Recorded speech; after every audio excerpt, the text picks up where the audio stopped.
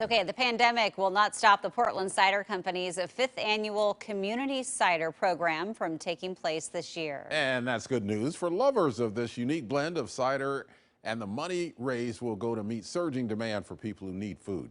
Cora Harlan live to tell us more about this. Cora.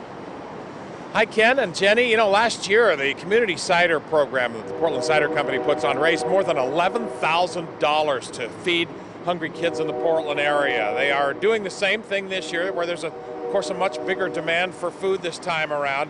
And the Community Cider program is doing what it can, working around the virus in many cases, to come through for those thousands of hungry kids in the Portland area.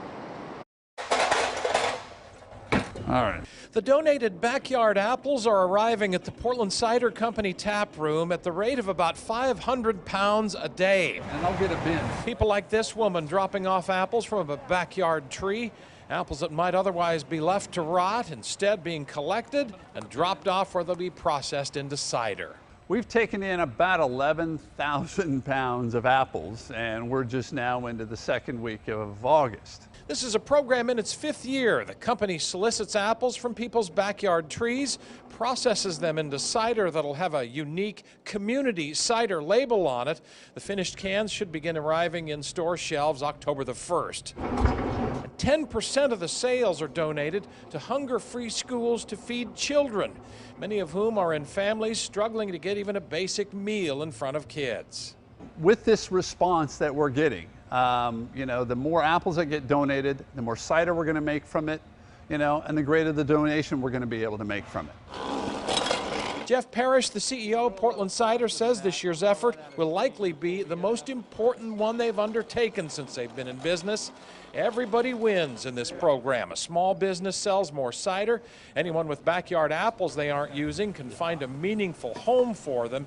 And money raised helps meet a need for food that has skyrocketed in the wake of the virus. Now, most of the apples that they have received so far are Gravenstein apples. Those are usually the first to come on in the fall here, but as more varieties come on, there'll be more opportunities to donate. They are accepting apples at the Portland Cider Company at their Clackamas tap room through September the 30th. They'll also take fruits as well. They put a lot of fruit in this mash, berries and pears and other such things there. Say it adds to the texture and the flavor of the cider. And a final note here, these apples and other fruit doesn't have to be pristine. It can be on the ground, but you have to be able to kind of eat it as a general guideline. There really nothing rotten that you can put into the cider there. So Jenny and Ken, a really neat program in its fifth year, stronger than ever in the wake of the virus, which is good news. And of course, a lot of that money will go to help feed hungry children in the Portland area. Yeah, big fan of cider and big fan of the cause too. So thanks a lot. Same. All right, thank you.